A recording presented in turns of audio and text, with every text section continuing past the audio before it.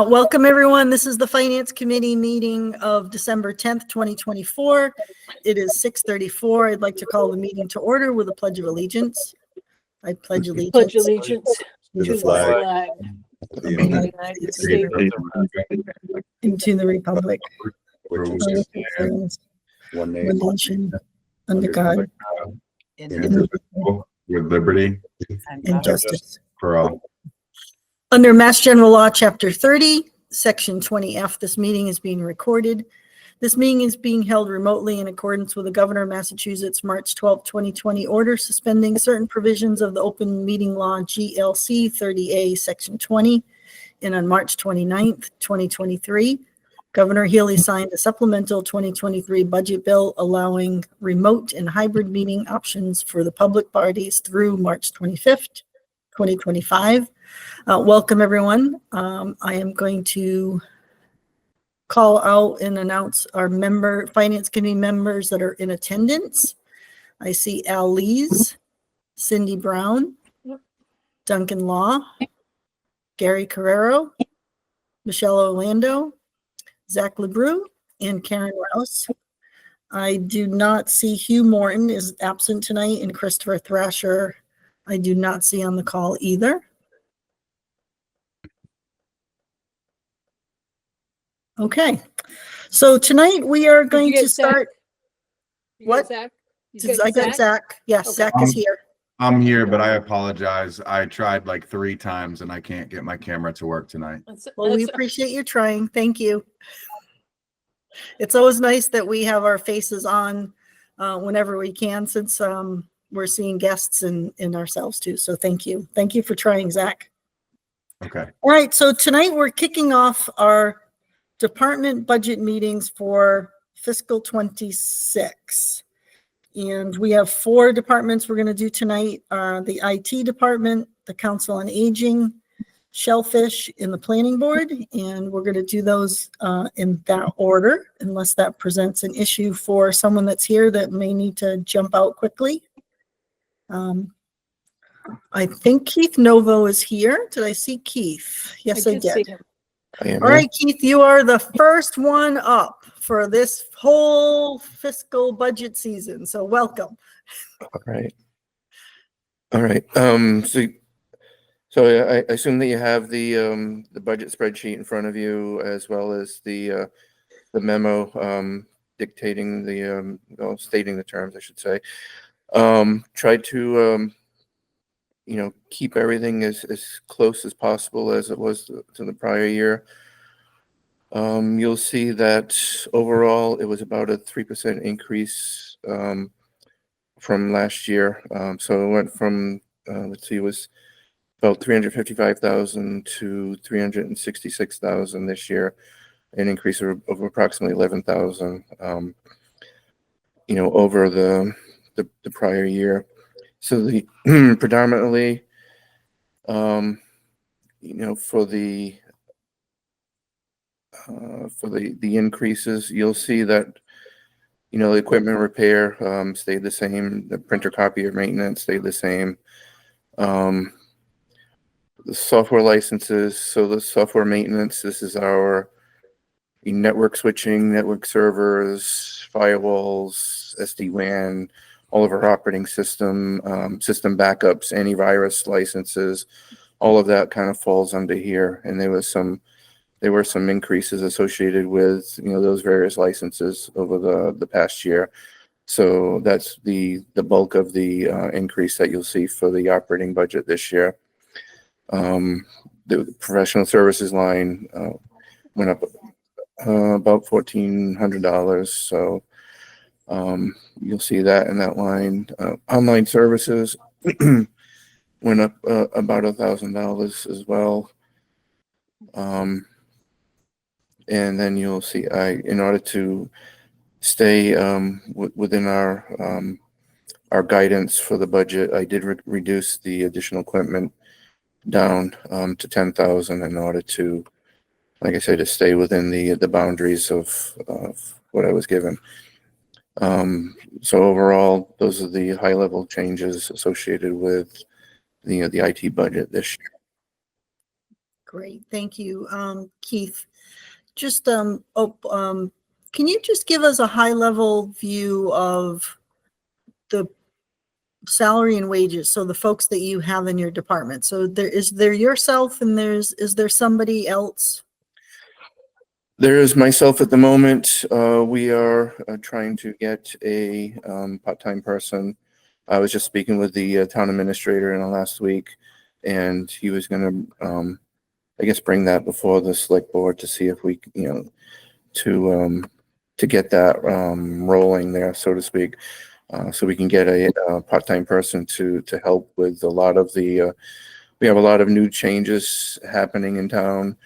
With websites and permitting and so forth, and that's going to require some some additional help, helping each of the departments to be able to navigate through some of those changes. So we're looking to get someone to to assist with that, and to assist obviously to assist me with some of the day-to-day stuff of monitoring out, need a new keyboard, those kind of problems, issues. So right now, like I said, it's just me. So Keith, you the fiscal 25 budget that the current year that we're currently in, it was approved in your budget to hire that position, right? So it looks like you're looking to fund it again. So you haven't put a person in that position yet, even though it's approved in the current year budget. Is that right? That is correct. And have you not been able to find anyone, or have you not started to look? I guess there was some other priorities over the last year, and it hadn't happened so over the past year. So I just reached out again. Like I said, I just reached out and requested that we move forward with that. So so we're starting the process now. Okay. And can you remind us, so I'm looking at your budget sheet that you gave us has several years in there. And for the department head salary, which is you, it went up pretty significantly from the fiscal 23 to the fiscal 24. And then it seemed to dip back down. So just so everyone has the number. So in fiscal 23, the number was 33,637. And then in fiscal 24, it got approved at 74,310. And then in fiscal 25, it dipped down to 61,008. And then you added a part-time person. And so can you remind us I think you were increasing hours, and could you just give us a summary of what's been happening with your own salary line?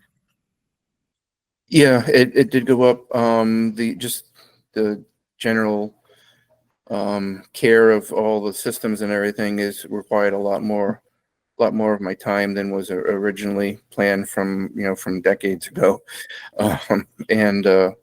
It's just that increase was in line with the hours being worked to maintain all of the infrastructure, all of the servers, switches, printers, phone systems, everything that encompasses what we have for technology in the town. The technology has consistently grown year after year, and it just takes more time to do that. So it was increased to capture the additional time involved in maintaining everything. And then you're part-time, and so then you became still part-time, but you increased your hours, right? Is that? I did increase. Yes, I am part-time, and I did increase my hours in order to do that. Yes. Okay, thank you. But then why did it dip down again? We dipped it back down in order to be able to get the second person, a second part-time person. So in order to kind of split the difference of, what the salary would be for that new person, it dipped back down in order to be able to get that other person. Okay. Thank you, Keith. Al, go ahead. You've got your hand up. Excuse me. Yes, I have just a quick two-part question, Keith. One is that has the and it may have been answered a couple of minutes ago. You haven't found that part-time person yet, so you're the only person that is in charge of all of the IT. So if you decide to take a break, Yeah. go on vacation, whatever it might be, there's no backup. Is that correct, or am I projecting? For the most part, that is true. We do have services in place. We have a help desk service in place. They monitor and help maintain the servers, which is the infrastructure.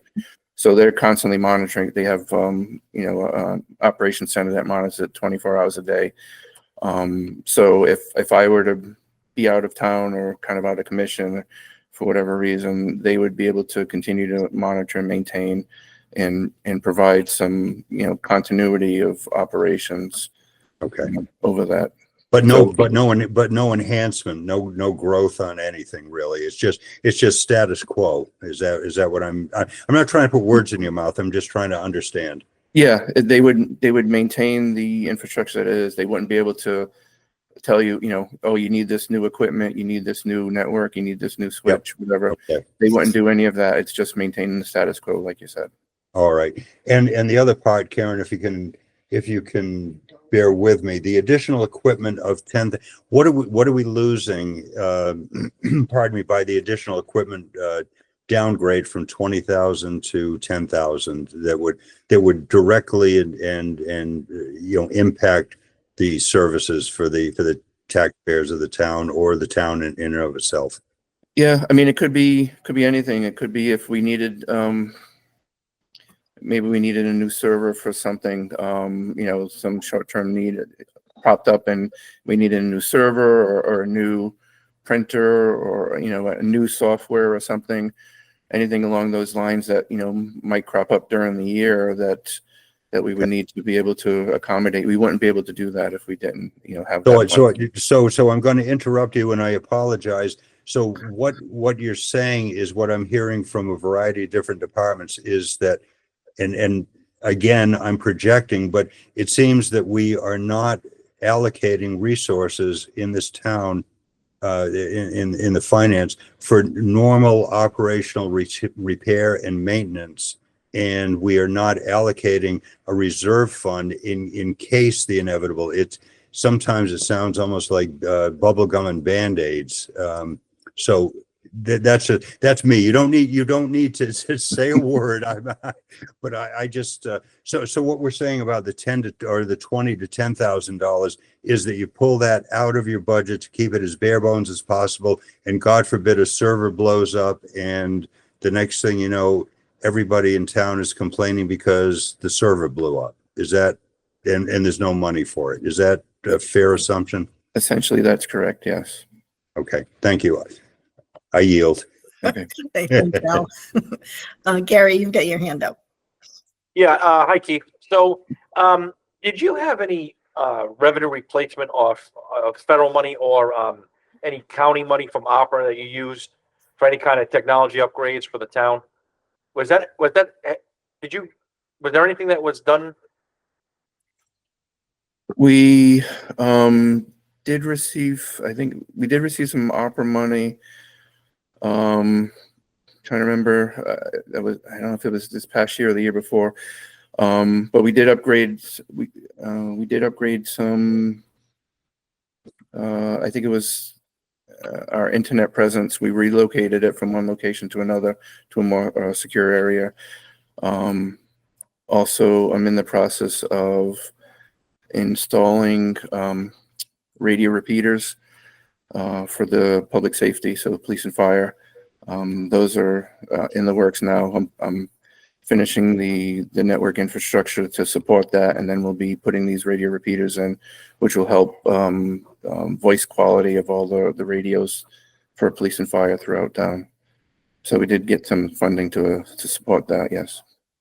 So, and then the other question I had was, as far as like multi-factor authentication, have we implemented any of that throughout the town?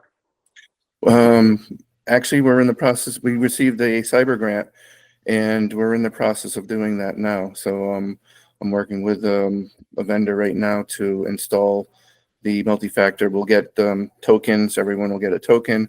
So if they're connecting into, like, for instance, their email, they'll be able to connect into it anywhere, but they'll have to use their token in order to authenticate. So we're in the process of doing that. That's actually a requirement with Your insurance provider? for our insurance provider. Yes. So Yeah, and a lot of times too now, the rating agencies are really hot up on getting these, these towns and communities to be compliant because of, what happened in New Bedford a few years ago, so on and so forth, having towns at risk. So I'm happy to hear that we're doing that. That's good. Yeah, it's along with the cyber grant, in addition to getting the multi-factor authentication, we're also going to do like a cyber plan, cyber assessment. So we'll collect all the members from the various departments, and we'll look at, what would happen in a cyber event if something were to, something would occur, if a server was compromised, if, whatever it may be. We'll put together this plan, and then we'll do a tabletop exercise to validate that plan too. So that's all part of the cyber grant that we received. Okay, thanks. Thanks, Gary. Cindy, go ahead. Keith, weren't there funds also allocated to finish up the fiber optic loop for the town offices? Did you use opera money to finish that project up as well? We received a state grant to put another loop in for the fiber, and I think there was a matching requirement, and I believe that some opera money was used as the matching requirement for that. So we're in the process of putting that through to complete that other loop there. Yes. And it's my understanding, and perhaps it's already in the process, that the town also received a grant to update the town's website. Are you involved with that as well? Some extent, some other people have been kind of more taking the lead on it, but I have been involved with it going forward. So it's not only the website, but there's also permitting. So we'll be able to do potentially online permitting for the various departments as well. That's all cloud-based, so that'll be happening. There was a grant received for that. Good. It'll at least bring us into the 21st century, at least maybe not into the third decade of the 21st century, but at least cross over anyway. Okay, We'll great. get there kicking and screaming, right? We'll get Right. there. Kicking and screaming, exactly right. Thank you, Keith. Okay. Keith, I got one quick question for you. I know over the last few years with our budget being collectively so tight, some of us raised the question about what sort of infrastructure expenses that the town has, that the school also has, that is there a way to have economies of scale to share services, and whether that's you help the school or the school IT department helps the town. Have there been any of those conversations that have happened? I know we've talked about IT potentially in some couple other departments that have shared admin that could be a possibility. And I don't know if anybody's investigated that or had conversations. Yeah, I believe the town administrator has investigated that. We've talked about that in the past a little bit. I can't speak for the schools. I mean, I know they have people there. When I talk to them, they say they're, flat out getting things done. So I don't know what kind of economies of scale. I myself am just, a team of one right now. So it's hard. I mean, I want to help people as much as possible, but I can't. I don't think I can spread myself any more than what I'm doing. So, Right. Okay.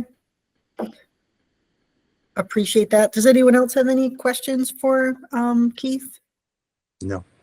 No. Well, Nope. Keith, thank you for anything else you want to add to us before we let you off the hook? no, I think I tried to keep everything pretty straightforward here, so we wouldn't have anything much to talk about, right? So, Great. Well, thanks for coming. Nice to see you. Good to see you And too. keep on keeping. Thanks for all you do, and keep All the right, faith thank you. and keep doing it. Thank you so much. Thanks, Keith. Take All care. right, Bye-bye. thank you. All right, so our next budget is the Council on Aging, and Beverly's here. So, hi, Beverly. Hi, how's everybody? We're good. Thanks for coming. Thanks for having me. And just let me make a note to the minutes at 6:55, Michelle Orlando just left the meeting. So we got to put that in the minutes. Okay. Thank you. Go ahead, Beverly. Sorry. This year's budget, actually, I'm putting in a budget a little bit. It's $1,000 less than what it was last year. And the reason for that is I have 2 union positions paid for by the town, one full-time, one part-time, that both people have transferred to another department, to the library, actually. And both of those folks were at the top of their salary range for the union. So to hire somebody new, they'll start at step 1. So when I looked at that, that actually was $6,272 savings for the full-time person and $1,120 savings for the part-time person.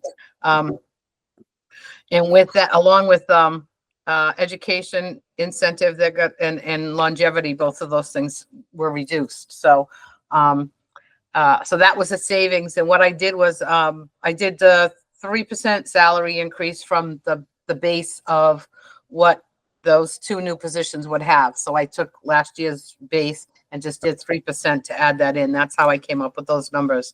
Along with mine, everybody else is grant or privately funded, all the other positions. So it's a little bit less than what it was. The only thing I did do was I did bump up the van driver salary line item from 33,990 to 38,000. And the reason being, I think I sent you the copy of the transportation totals, just so you folks could see. We're actually doing better with transportation as far as the income coming in. We don't make any money. We're always in the red. There's I don't think we're ever going to make money on the transportation services, charging $5 or $10 round trip. It's just we're not going to do that. But we have gotten a little bit closer. I think last year we were $6,000 between what we expended and the revenue that came in, and the year before we were 5,000. So we're still working on that. And I think the reason we've gotten a little closer, at one point we were 20-some thousand, I think, apart. And the reason I've been working on grants, and a couple of years ago I got an AARP grant for $10,000 for transportation. Last year I got a $19,000 grant from Bristol Elder Services for transportation. So I'm still trying to work with that. MCOA, which is Mass Councils on Aging, after the beginning of the year, they put out money for something called the SIG grant, which is a service incentive grant. And I think this year I'll probably apply for some transportation money again to help out with the services that we do. Earlier, we were talking about the population, and I'll repeat my numbers. There are 16,339 residents in Westport as of the 2020 census. And of those, 5,620 some are over 60. And that was as of 2020. There's a 15% number between 55 and 60. So by the time we hit 2025, that 15% plus the 36% that we have, the town's population by 2025 is going to be just over 53% over 60. So we have quite a few seniors coming up to the time where they're looking at Medicare, they're looking at retiring, they're looking at what kind of services can we get. And I'm also looking at increasing a lot of my volunteers. Seniors, when they retire, a lot of times they want to volunteer. So we're looking at the skill set we might get. But there's also maybe a lot of needy people out there. One of the things that outreach is my background, and I really try to beef up the outreach department. So I have a full-time outreach coordinator and 2 part-time outreach specialists. One of the ladies is our SNAP food stamp coordinator, and that's a lot of what she does with people to make sure that people aren't having any difficulty with food insecurity. And the other two ladies are something they used to call, we used to be certified Shine coordinators. We're not, we're calling them Medicare coordinators now.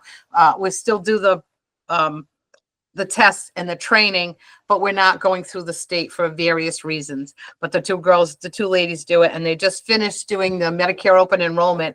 And I have to tell you, they've been saving their one of the girls is saving her numbers on a spreadsheet. And from October 15th to December 7th, there was a new program out there for Mass Health Senior Buy-in, and they waived the financial requirements for that program. So folks now that qualify for that, there's no asset qualification. So folks that now qualify now have their Medicare Part B premium paid by that program, which saves people $2,220 a year. That amount that Susan had put on her spreadsheet came out to $37,000, around $37,000. That's just for the folks that she met. That's not even for the folks that Andrea met, because Andrea's full-time, Susan's part-time. And then she did the numbers for the prescription plan on what people could save. And that's another $24,000 that she did. So you can take that number and almost triple it, because Andrea works full-time. So she works twice as much and has been doing twice as many meetings with people for Medicare. And it's really, I think, speaks volumes to what our outreach department does and how they reach the people in Westport to help them to make sure that they are as economically secure as they can be, and even for the food security. So, you know, shout out to my outreach department for all the work that they do. And they'll still continue even during Medicare Open, after Medicare Open enrollment is closed, which was December 7th, I believe. People can still apply for the Mass Health Senior Buy-in program. They can do that at any point. And it's really nice that I think the feds finally decided that they really needed to get rid of that asset allocation, because if you have $10,000 in a 401k, you weren't able to do that. Well, you spend the $10,000 and then Mass Health has to pay for everything. So I think, you know, they've made some changes, and that's a real, a real feather in their cap for doing that and setting that up. So my budget's less than what it was last year. Jim didn't change it. Jim and I met, we didn't change anything. I kept the expenses pretty much the same. I just adjusted some of the line items because vehicle repairs, we're doing a little bit more because the vehicles are older. But the salaries and everything are, like I said, I put the van driver line item in there a little bit higher, and not knowing whether I would be able to get grants this year for transportation. And I also just finished a grant just the week before I was gonna say Christmas, Thanksgiving, the week before Thanksgiving, for a new DOT van.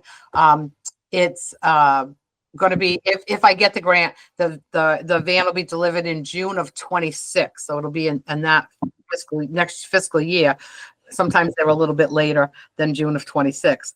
And I had put in capital improvements for $85,000 because I thought that's about how much the van would go up. And when I looked at the forms and the paperwork, it's $117,000 for a new 14-passenger van. So that went way up, because the last time I got a van, it was $69,000. So it's a huge amount. But the feds now only require us to match 15%, not 20%. So it's still about a $17,000 expense for the town. And I got really nice letters of support from the police chief and the fire chief and Senator Michael Rodrigues about how much we do. More numbers for you, Cindy. There's 160 miles of roadway in Westport because we're rural, and there's only 6 miles of public transportation on Route 6.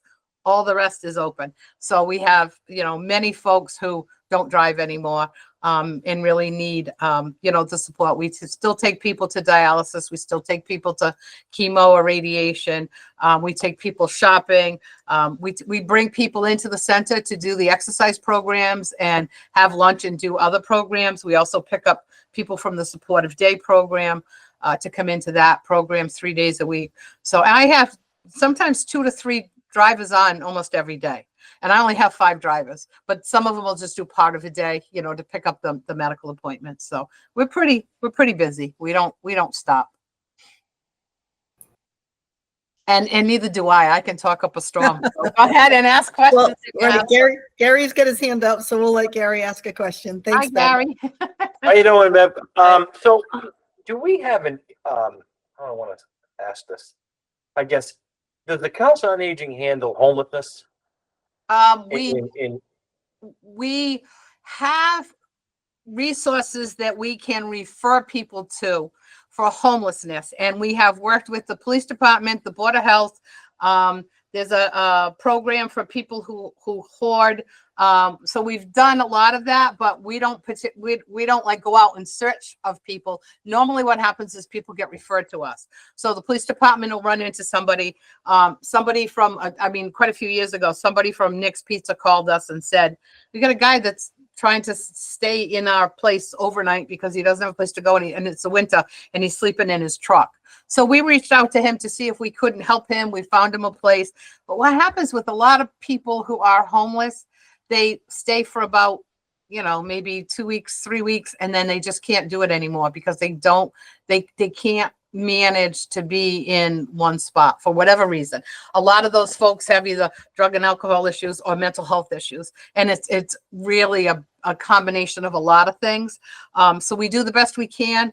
We use Traveler's Aid. We use, we do the best we can to see where we can get somebody into a shelter or into a hotel, because there are some funds that like Bristol Elders might have or other groups might have that we can access to see if we can't keep, people safe.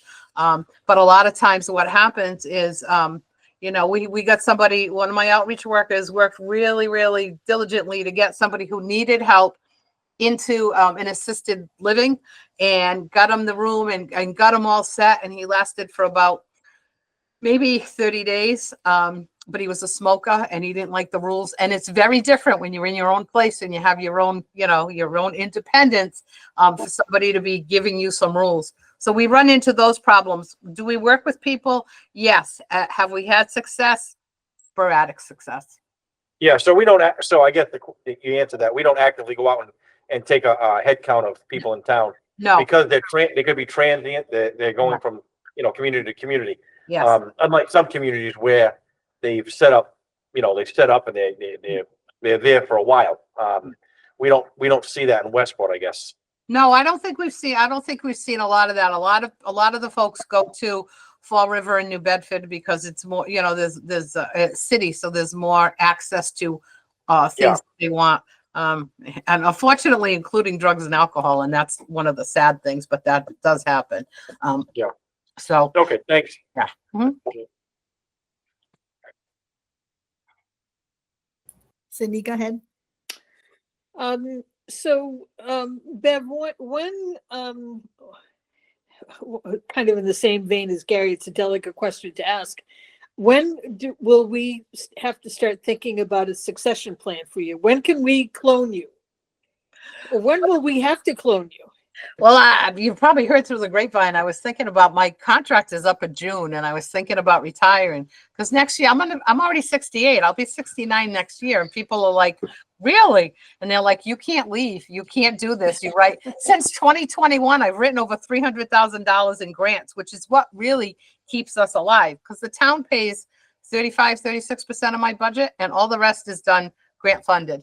And it's constant writing grants and looking for grants, which is fine. I'll take 10,000 here, 5,000 there. We just got the 2 days before the Thanksgiving week when I was supposed to be on vacation, somebody approached me and said they had T.A. Rogers Family Foundation and they had some money to give away. So they wanted me, I had to write with my friends group because they needed a 501c3 group to write it. So she and I got together, we wrote it. I wrote 10 for transportation, 10 for social day program, and 8,000 for a brand new refrigerator, commercial refrigerator. We already got the $8,000. They already sent it to us. So you're not leaving. I probably won't leave before I'll probably do like another year. My contract's up in June. I'll have to recontract. I don't want to leave. The problem is because of all the different grants, I have 4 different fiscal years. I have January to December, July to June, believe it or not, April 1st to March 31st. That's just really out of there. And then the federal one from October to September. I have 4 different fiscal years. So when I write a grant, I want to stay until I finish doing everything so I can write the report and send it in. So it's all nice and neat. So God forbid somebody comes in to do an audit. They don't have to be looking around for stuff. Everything's in a packet. It's all together. And people. Welcome to municipal finance. Yeah, you got that right. Years at once. So, Amazon. so what happens is, when I keep writing the grants and I get the grants, and then the quad is up and I have six reports to write instead of 2. So it just keeps me busy. But yeah, so I don't think I'm out of here for another year anyway. I'll hit 10 years in March. So I have my 10 years. So then I'm vested. Right. So that's where I wanted to hit. So I've got to make that milestone in March. But I really think it'll be, and then I was thinking, what am I going to do?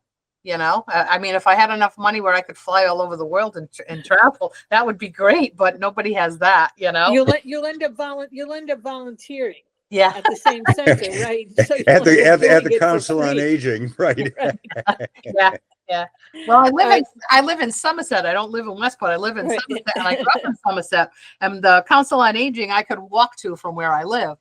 Okay. But I've already had a couple of people approach me and say, whenever you retire, we'd like you to be on our board. We'd like you, so.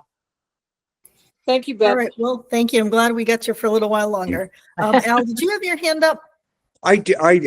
And the first part, Beverly, you answered. I was looking, pardon me, to find out the percentage ratio of town funding versus grant funding. And it's basically 1/3, 2/3.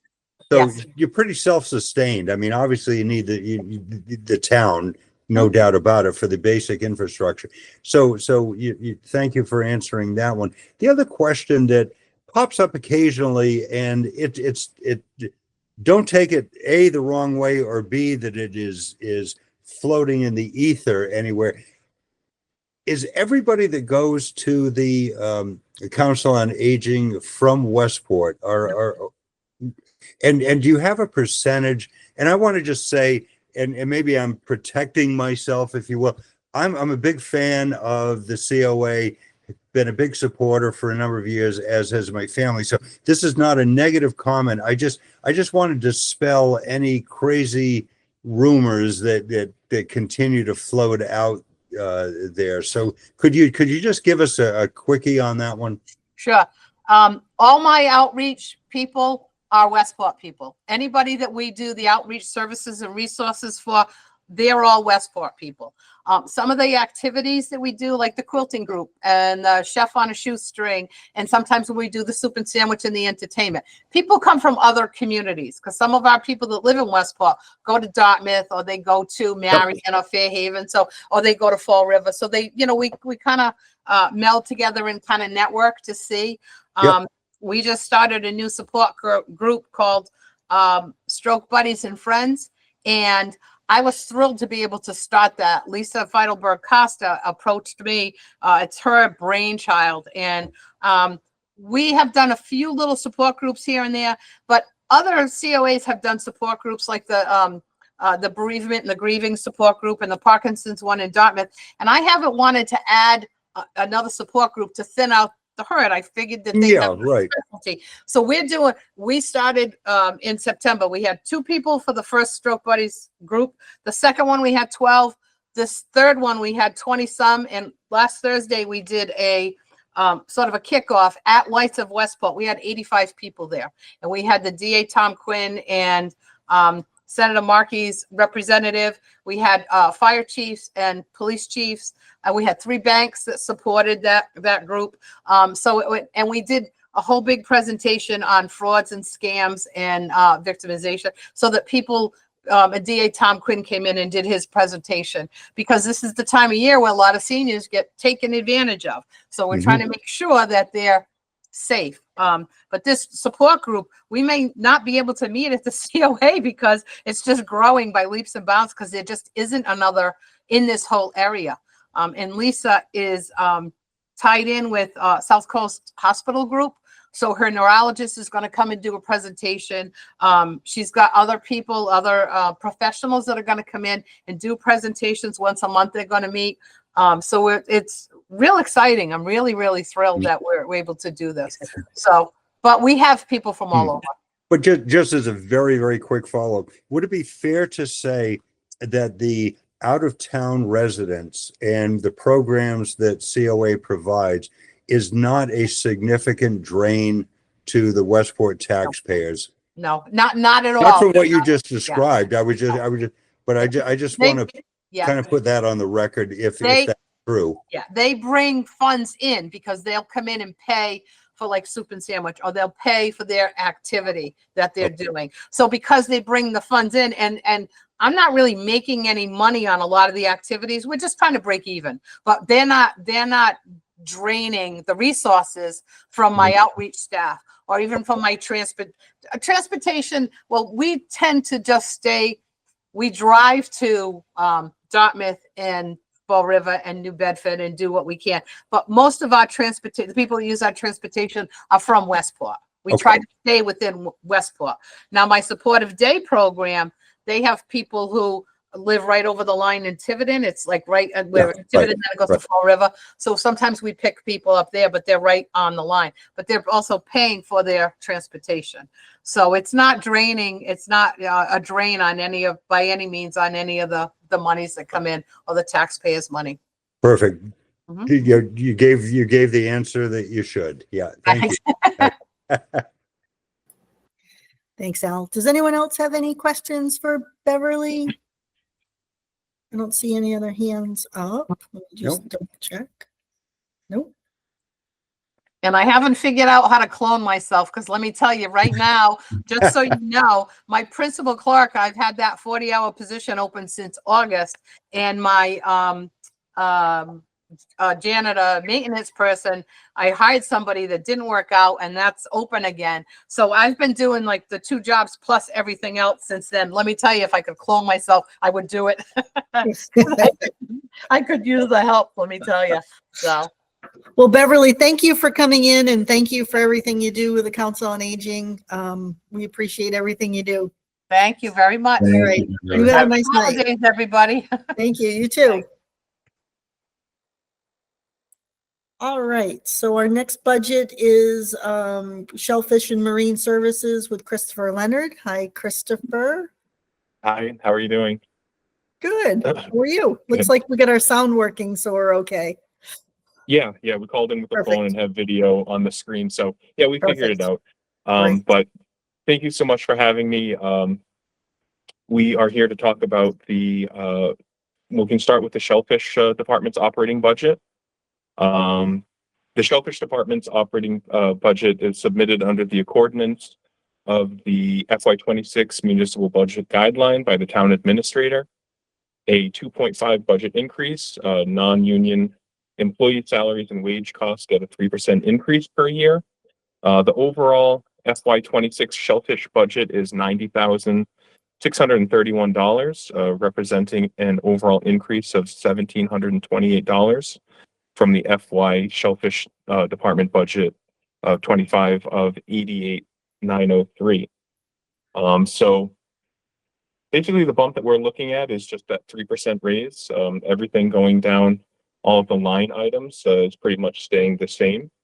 And the Shellfish Department consists of 2 full-time employees and 6 part-time employees. We have some electricity and for the office and patrol skiffs, and we have a large quahog transplant skiff. We can talk a little bit about the transplant skiff. We have this year we were able to plant $147,000 worth of shellfish into the river through a $100,000 grant from the Manton Foundation, as well as our yearly shell stock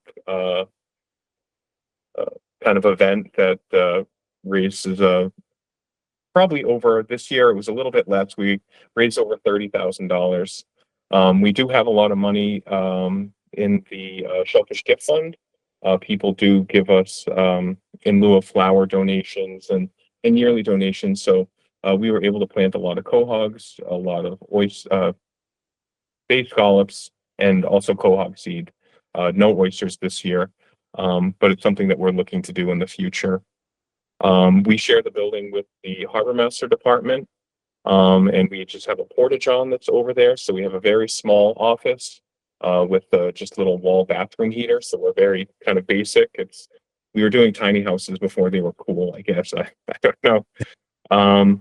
The Shellfish Department truck is a Chevy 2500 that I use and we use in the department for hauling boats, and we also go and pick up the relay quahogs from Fall River.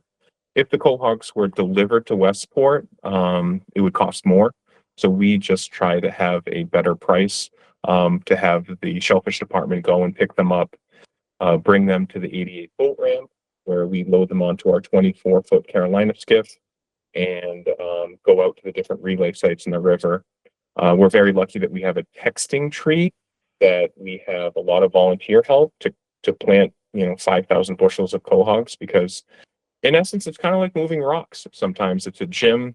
You're going to gym at work, so it's a very labor intensive thing. But pretty much just looking down the line items here, pretty much just business as usual. We do have some upcoming expenditures that we're looking at. We just need a couple new outboards, one for the 24-foot Carolina skiff, which would be a 90-horse outboard. And we're looking to purchase another 40-horse outboard for the Shellfish Patrol boat.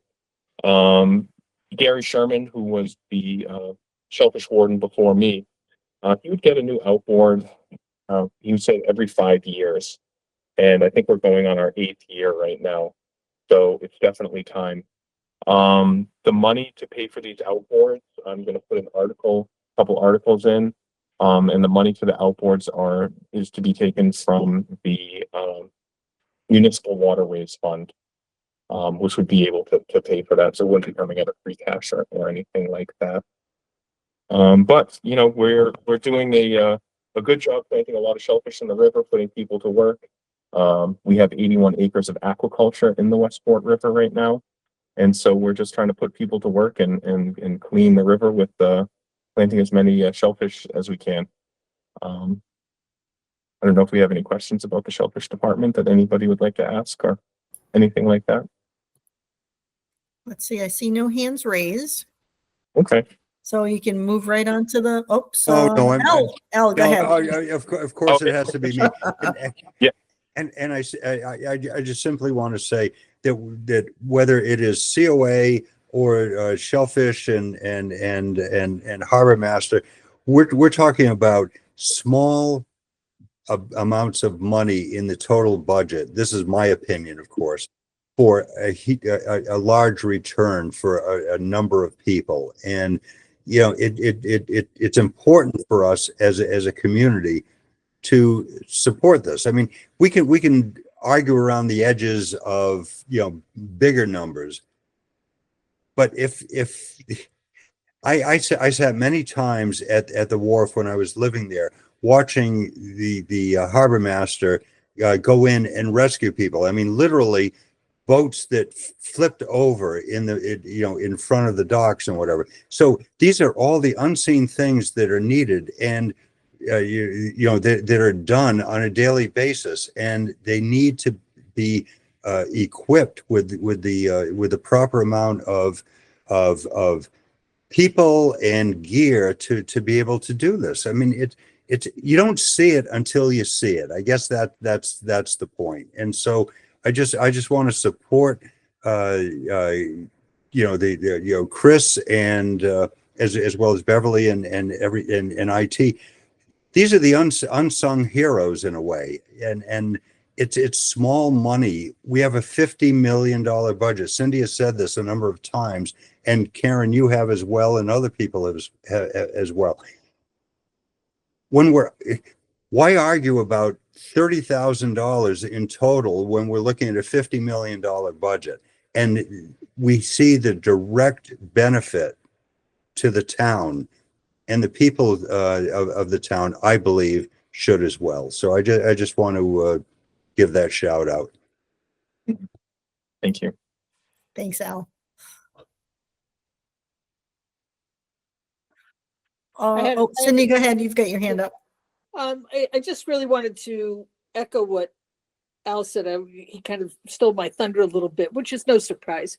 But Sorry, we're No, that's we're a all tag right. Of team, course. right? I'm joking with you. I'm joking with you.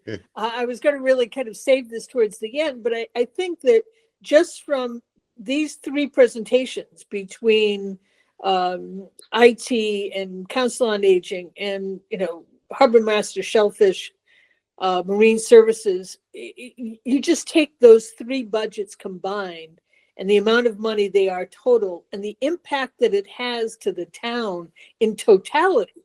When you think about the impact of IT to every department that connects the town, as well as how it connects the residents of the town, the taxpayers of the town, to the resources in the town. You take the Council on Aging, she talked about the numbers as to how many more people are aging here in town and the resources that are being drained upon, that are being used from that department. Same thing with Chris. I mean, he's doing so much with so little.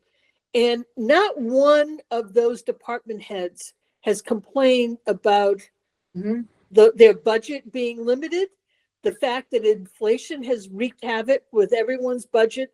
And you go around to any place today, all you have to do is spend, 15 minutes in Lee's Market and you'll hear people complain about inflation and the price of this, price of that. Da, da, da.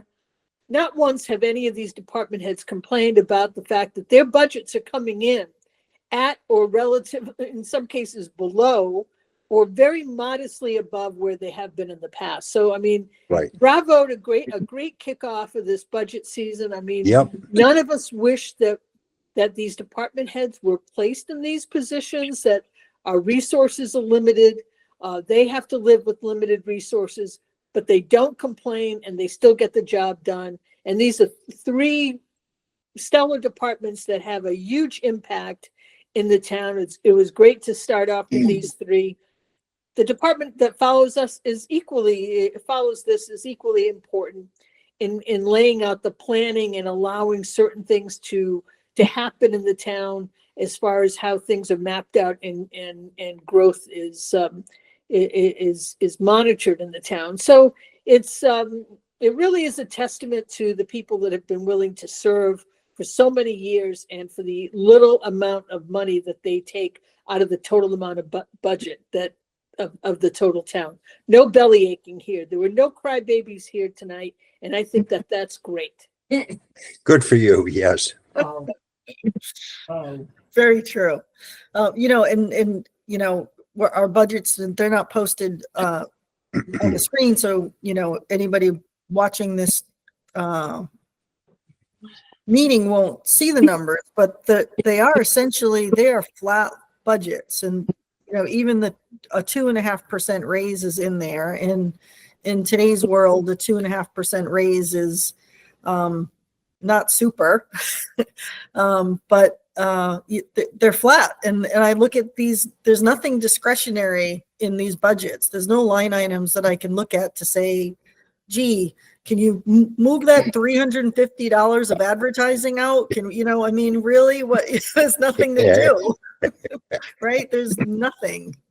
There's nothing to cut here. But so I agree with the sentiment. So why don't you continue on with Marine Services, Chris, and then we'll go from there. Yeah, sure thing. So it was pretty much the same intro of the 3% non-union.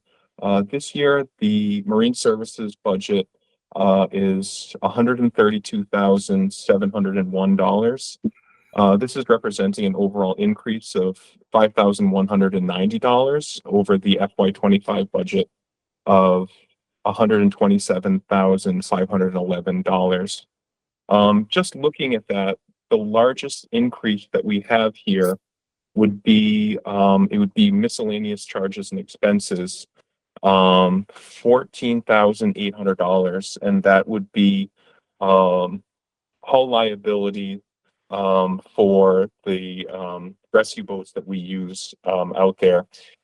It used to be much cheaper than that, and then it bumped up to 10,000, and then kept on going up. And then this year, I ended up kind of getting the bill split in half, and it was $7,000 and change for that insurance. Along with the 3% raises, that's where the $5,190 comes from. Everybody that is a shellfish warden is cross deputized as a harbor master or assistant harbor master. So we still have the 2 full-time employees and 6 part-time employees that will straddle both departments as needed. The Marine Services Department, we have a skiff in the water and a rescue boat. And myself and the crew that works with me, we are on call 24/7. Even right now, we work with the Westport Police, the Westport Fire. If somebody dials 911, we are going to be dispatched, and then we're going to go out in the boat any time of day or night and to try to bring people home safely. So for a $132,000 budget to be on call 24/7 in conjunction with pumping out all of the boats, the septic from the boats in the summertime, 5,000-6,000 gallons of that, collecting the waterway user fees, the weekend patrols. There's just a lot of stuff on the table that we're out there and doing. But we can just go through all the line items are pretty much the same, whether it's the electricity for the small office, whether it's the 2 rescue patrol boats. We did revitalize the old privateer boat that Richie Earl had for his career. We had Jim Perry, who was a wonderful fiberglass worker, gave the boat a facelift, and we were able to put a new 200 horse Yamaha on that. We have a 300 horse Yamaha on our aluminum boat. If you remember, we did replace our rescue boat with a newer 26-foot aluminum boat with a 1/4-inch aluminum bottom, and it's a heck of a work boat. They use these boats up in Alaska, and ultimately Westport is a cold water destination. So we want something, if accidentally gets parked on a rock or something like that, it's not going to be like a Clorox bottle boat that we so often see today. But we have keeping our CPR up to date, maintaining our truck, and just kind of going through the day-to-day office supplies and printing, and $500 for uniforms. In the long run, we're just looking probably for a new outboard for our low water rescue boat, which is a 17-foot Carolina skiff. The Carolina skiffs have done the town a really great service. Sometimes you can't get on site with our larger boat, and a lot of the calls are in low water inside the river areas, and we definitely need that low water boat to get to where we need to go. The town dock needs constant repairs.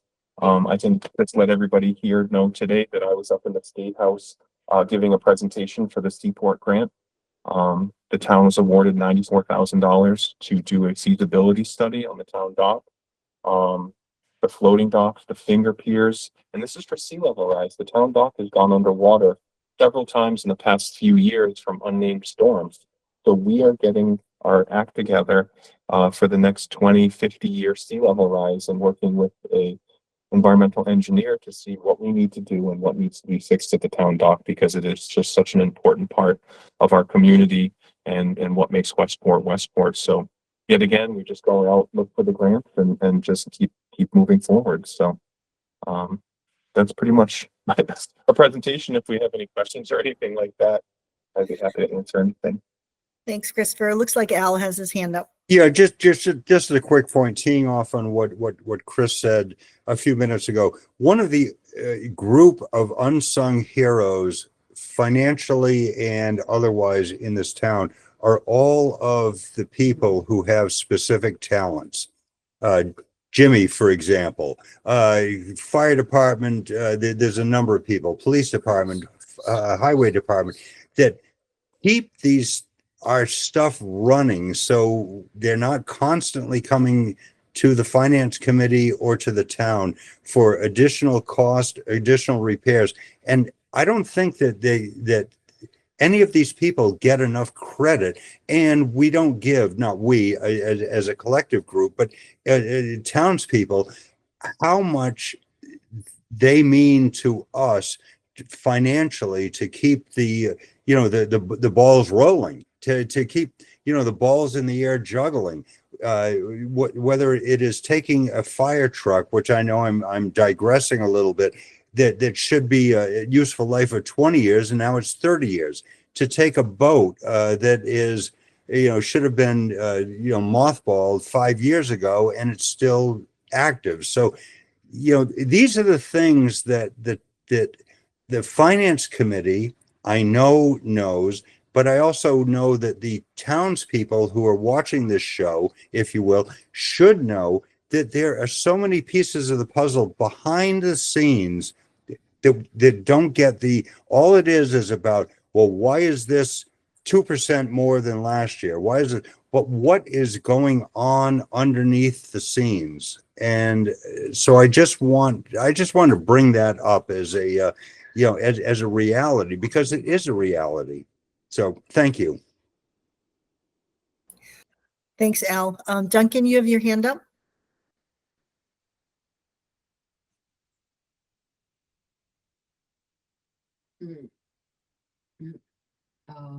Froze.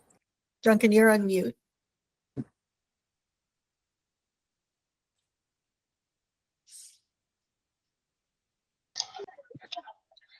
There, that's better. Hey, Chris, yeah, Duncan Law. I have a boat in the harbor of the Wish. You've probably seen it. Yep.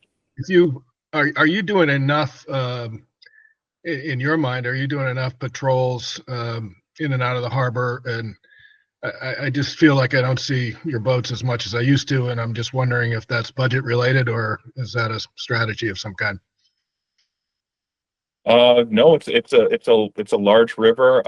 We have to go and patrol a lot of it. We also have a lot of walk-in people. I wouldn't say that it would be budget related, no. Even though it is for the part-time as needed for the harbor department. It's just kind of, I believe it's about $12,500. But we do have somebody on scene the best we can. I mean, we try to keep the boat up and around the Boaters Beach area and the mouth, but sometimes we have other things to do, but there's always somebody there to respond. Is this in the Spindle Rock area, or what are we talking about? Yeah, I keep my boat at Spindle Rock and we're in and out of the river a lot, but I've been there for 30 years. And so I'm just, it's just my observation. It could be dead wrong, but, and if you could patrol more, would you? I guess that's my other question. Well, I mean, the summer and it's just the heat of passion, and there's just a lot of things going on there. I will note that, and we'll talk to the crew, and we'll try to get some more boats out there. Of course, if anybody sees anything, we need it to be reported that day at that time. A lot of people say, "Oh yeah, I was there last Sunday," and they wait a week to tell me about something that was going on. And it's like, well, when you see something, you need to let us know and not just stew on it. Because we get that a lot. And I'm not suggesting that. I know that you guys come out instantly when there's a call, but I just seem to remember that there was more of a presence of your boats around, and and you're right, at Boaters Beach and all that is where there's a lot of the boats, and it just I think it just helps the overall safety of the the entrance to the river there, which can be tricky when there's a presence there that slows people down and makes them think about what they're doing as opposed to what they might want to do. Oh, absolutely. The harbor master boat shows up and everybody settles down. And as soon as they don't see the boat, it's the cat and mouse all the way. Thanks, Chris. Thank you. Thank you. Does anyone have any other questions before we let Christopher off the hook tonight? Nope. I don't see any. Well, Christopher, thank you again. Again, we appreciate everything you do, and your budget is small and consistent and flat, and we appreciate all you do with the little dollars that you have to do it. So Yeah, no problem. Thank you. Thank you so much to everybody. Have Hey. a happy holidays to everybody. Thank you. thank you. Thank you very much. Thanks, Chris. Thank you. All right, so our last budget this evening is the planning board. And I believe, hi, Michael, you're back. How are you? Good. And Jim Whiten is also here. Thanks for your patience. Here we go. So I'll let you talk about your budget. All right. So you're going to hear kind of the same story as the previous three departments with our department budget as well. So we're proposing flat funding, just with the exception of annual salary increases. Most of our budget does go into staffing, $220,000 of which approximately goes into staffing, and then another 37 into operations. We have 3 full-time employees, and we have had a vacancy since September. We did have an offer accepted for the position last month, and her name's Dia Wheeler. She'll be starting on January 2nd. So we're really excited to have her come join us because we have a lot of different things going on. But before I go over some of the different projects that we're working on, or just giving a quick overview of those, for our operations, most of that budget comes in the form of professional services, and typically that's used for the town's municipal storm sewer permit, which is a federal obligation. We have to, since we don't have a town engineer, we have to get a consultant to help us complete that report. And so typically we work with Kleinfelder Engineering. And then the rest of that goes into grant match. I'll note that due to grants that I had secured last year, all of our professional services budget was spoken for like as soon as the fiscal year turned around. So last year we received $476,554 in grant funds. This is across 5 different projects. One is for culvert replacements, another one's for long-range land use planning in the north end of Westport. Another one's for beach management planning, so at East Beach, Atlantic Avenue, and Beach Avenue. There's a small grant for climate resilience projects. And lastly, we're working on designing Westport's first shared use trail, so a bike path and pedestrian path that's completely separated from the roadway. I also put in a request to have this project placed on the State Transportation Improvement Program, and Mass DOT and SERPED have accepted that, so that'll be working its way through the state tip. So, I mean, we do a lot with the small budget that we have, but I like to think that we're pretty effective at administering these different grant programs and seeing where we can really maximize the limited amount of grant match that we do have available. And then on the kind of the more day-to-day operations, we have about probably 35 to 40 proposals a year. So that'd be site plan, subdivision, solar applications, all those kinds of things. And those can be fairly time consuming because you have to coordinate between, I mean, it's just doing project management. So you're coordinating between various different entities to get different pieces of information from them. The consulting engineer, who we because we don't have a town engineer, we have to use a consulting engineer who the applicants pay for. Then we have to work with the applicant's engineer and then communicate that information to the planning board. And it gets pretty time consuming. So we're really excited for Dia to come join us in January, just because me and Nadine are kind of treading water in our little 2-person department right now. If there are any specific questions about the line items, I take those questions, but what I did this year, again, since it's flat funding, I just kind of tinkered with things based on how the operations budget was implemented last year. Thanks, Michael. Does anyone have any questions about the budget before he continues on? I don't see any hands, so I think you got an all clear to keep on going. Thank you. Well, are there any specific items you would like me to go over in the budget? I guess I'll note that with on the staffing side, this is just a regular salary increases. And you'll notice that Nadine's bumped up a bit because it was I think it's her 15-year annual increase. But otherwise, we had to make some small adjustments in advertising. As I said, we've received quite a few grants in the last year, and so we have to post all of the RFPs in the paper, which definitely eats up some of our budget to post that in the paper because it's quite a bit of information you have to put in the legal section. Yeah, otherwise, I don't think there are really any major changes. No, I think, same story. You're the fourth budget tonight. Same story. Very, very flat budget for a lot of work that your department does, and maintaining a level budget is incredible.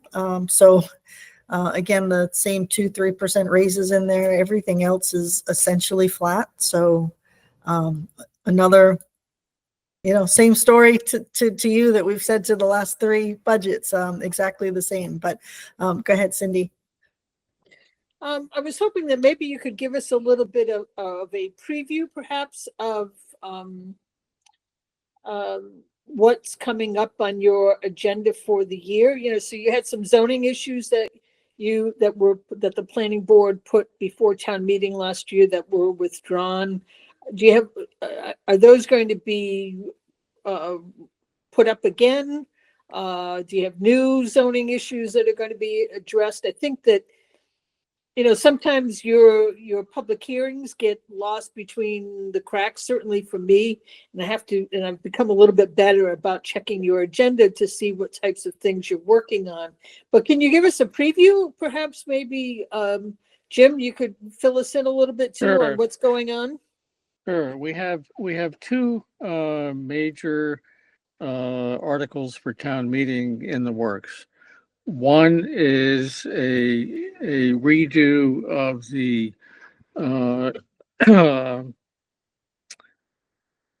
short-term rentals, so that we've worked with a short-term rental committee with the planning board, and we now have the wording. It's been sent over to the select board. And it's really regulation light. It is basically, there's no talk about the number of days, which I think is what killed the bill last year. And it is a self-certifying application process that we're suggesting that would be administered by the select board, like they do with liquor permits and trailer permits and stuff like that, where you just self-certify that you comply with all the state laws regarding rooms for hire. And I think the way it is, it could be tweaked after a public hearing, but I think it's pretty done. I think it will pass the way it is. The second one is a redo of our accessory dwelling unit bylaw per the change in the state statute. The state statute allows all these things by right, but we can't do it by special permit anymore, so we have to change our bylaw. And I think that's it, although we still have time to come up with something else. But I think that we're so busy doing other things, I just don't see anything more. The other thing that Michael didn't discuss is he's working with a grant to have electronic applications across the town, so that you could go and get a building permit by entering it electronically from your own computer, and have the information shared from department to department. It's something that I've been wanting to do for 18 years. And I think finally we have the ability to do it. One of our departments is still using a typewriter. So I think this will be a big help. So beyond that, I think it's incredible what Michael's been able to get for grants. It's almost double what our budget is, what he's gotten for the town. So, and hopefully there'll be bigger things in the future. Just a follow-up to that, Jim. The long-range land use planning grant in the north end of Westport is to, it comes from a place of, after the sewer failed, trying to reorient land use planning in the north end of Westport. So we know Westport is an aging community, and it's also the north end of Westport is seeing a transition, and the home values are starting to increase, and this has historically been a more affordable area of town. And so the point of the land use planning is to engage the north end of Westport to develop a vision for what folks would like that end of the town to look like in the next 10 years or so. So, and that'll probably come with zoning recommendations, but that won't be for town meeting 26, or wouldn't be until town meeting 2026 if there are any zoning recommendations. So, and the other thing that that we've been working on will be, I guess we just sent out the RFP, is for the beach management plans for East Beach, Atlantic Avenue, and Beach Avenue. And these are intended to try to look to the future with sea level rise and more erosion, what we should be doing with those things. And it's a pretty decent sized grant. I think we have two different grants that we're using for the same thing. I think it's like $230,000 or more. Yep. So I think this will be a big help in trying to figure out what to do. I mean, in the past year, we had a lot of erosion on all three of these beaches, and damage to the roadway, and it was costly to the town. Subsequently, the group that owns the Atlantic Avenue beach has used the beach management plan to fortify the dunes to prevent some overwash if we get more unnamed storms, but I don't know if it's going to hold for a hurricane. And so hopefully with that happening, we will have the ability to get more grants to implement some of these suggestions on how we handle it. So, and we have a MVP grant that we're working on now, 2.0, which we're using some money from MVP for this beach management plan. The rest is coming from CCM. I think that the MVP will allow us to get in line for more MVP grants. So it would help us to come up with a plan for, say, emergency exits if there's a big storm coming. Like in Rhode Island, they have signs, this is the way to get out of here. And we don't have that here. And we have a lot of roads that will be in the bullseye of sea level rise, like River Road and the head of Westport and places like that. And hopefully we have on our future is to try to help foster the electrical company to change our grid down near the point so that it will not, the electricity that services Cherry and Webb Beach and Trips and Back Eddy and all that won't be solely coming across East Beach. which is very vulnerable to big storms. So I think that would be one of the things that we'd be looking for in the future. Thanks, Jim. Al, you've got your hand up. I do, and it includes the planning board, but is not exclusive to the planning board. One of the problems that I have with budgeting issues, planning board, three that pop up, planning board, historical commission, and there's one other which I will remember in about 5 minutes. I mean, I'm over 70, so give me some slack. Is we don't budget in the department for the legal cost associated with challenges to planning board issues, historic commission issues, whatever. It just gets dumped into this bucket of legal expenses. And, there are many different legal challenges, and maybe the town wins, maybe the town loses, but maybe it's municipal, accounting, which is convoluted to me, but that's another story for another day. There's nothing in here that says if you have a planning board challenge, I don't know what it is. I have no idea, Jim or Michael. I'm just making this up. Or a historical commission down at the Point, a historic district. We win, we lose, but we pay, and there's no accounting on the other side of that particular decision in that particular department that allows us to move forward. So can you address that at all, or give me your thoughts, or Well, I can to some extent. I've been on the planning board a long time. We have not had until this year, we haven't had legal problems that the town had to pay for. We have had decisions appealed. They're appealed all the time by abutters usually, or other interested parties.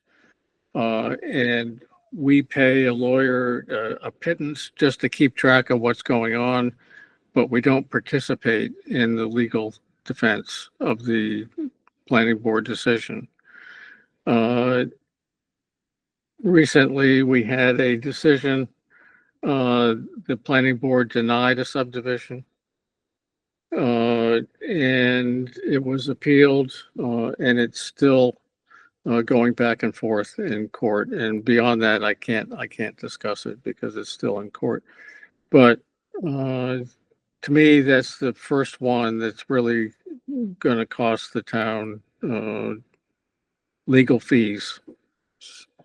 And I don't know how else to put it. If you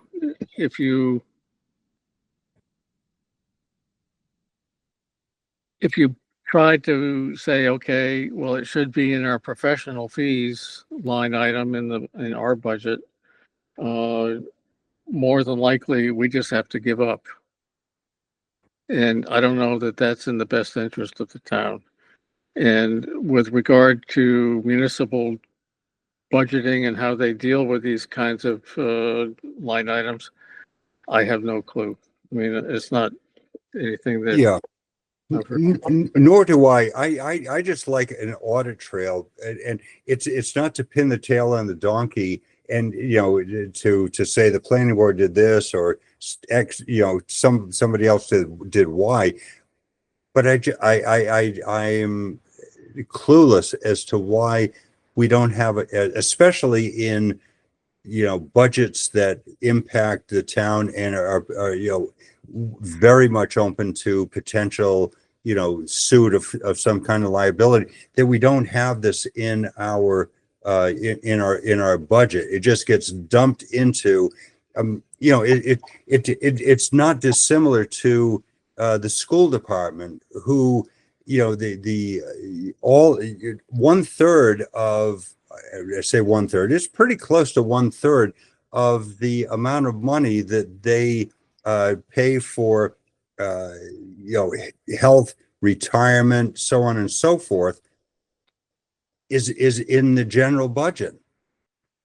It doesn't get accounted for in their budget. And so really 2/3 or basically 2/3 of the school budget is gets sucked out, but we only look at about 51 or 52% because it gets thrown in this. I'm just saying that wouldn't it be nice if the government, the town government and the state lived in a perfect world where if you incur an expense, you pay for an expense, not shuffle it off to somebody else. I'm not saying you, I'm saying one. All right. I'm not pinning you down at all. I'm just being philosophical for a bit. And so whether it is, your department, your planning board, or some of the others that are open to legal litigation of some kind, maybe have a line item, that's all. Yeah, I don't know how you account for that. In sitting through 20 town meetings or so, I've seen, legal fees from 2 or 3 years ago get in the budget, and I don't understand that, how that all works. It's sort of like the snow budget.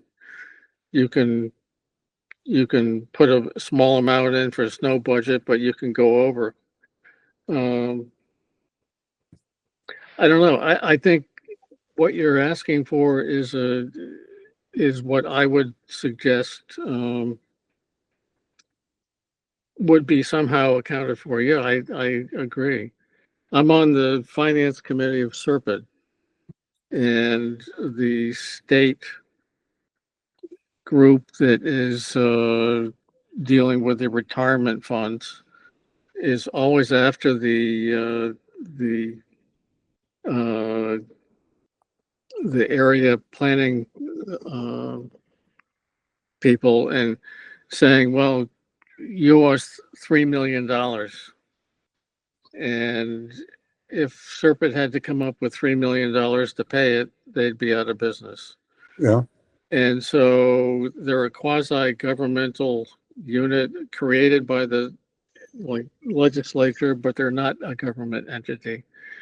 And there's always wrangling back and forth. I don't understand it. And I assume that the town's retirement budget is the same. It's in deficit all the time, but it never is reconciled. I don't understand that either. Maybe Karen, you could explain that, but Yeah.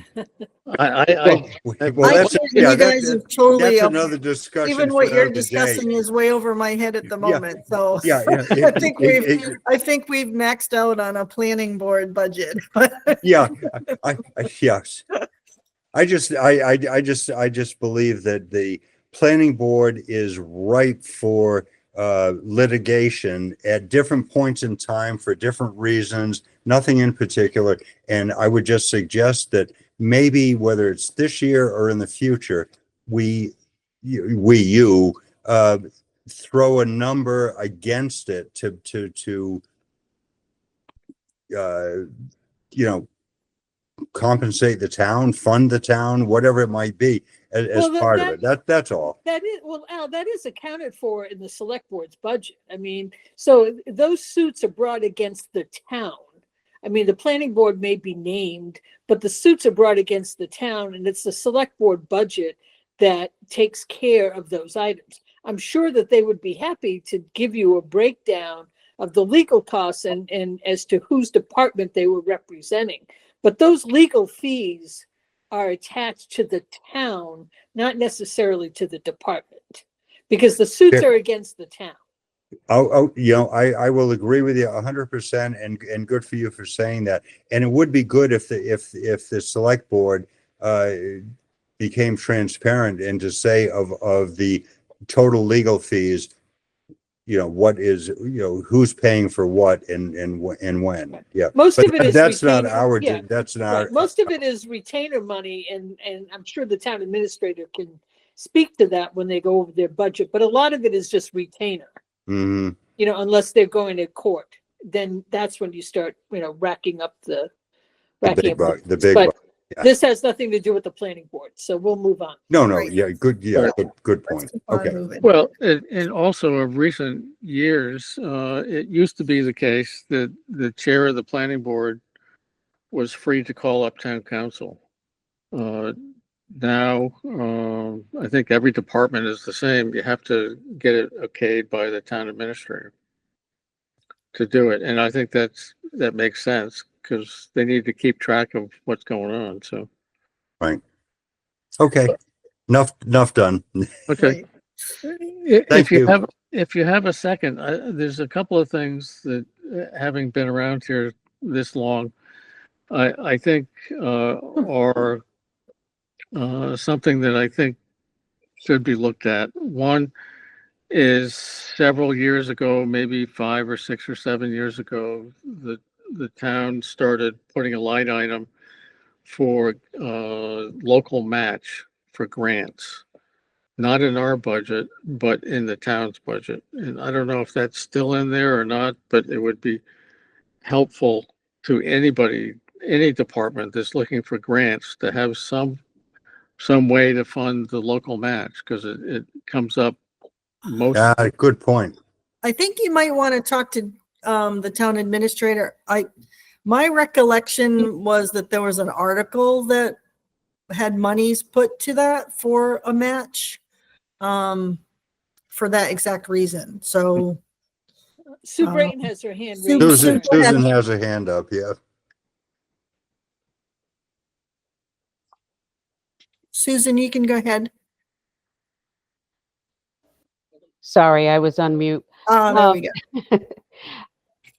That is an article, and I believe Jim is looking to increase the amount that we keep in there or put to there, because there are more and more departments looking for grants, and Mhm. often we need more matching funds.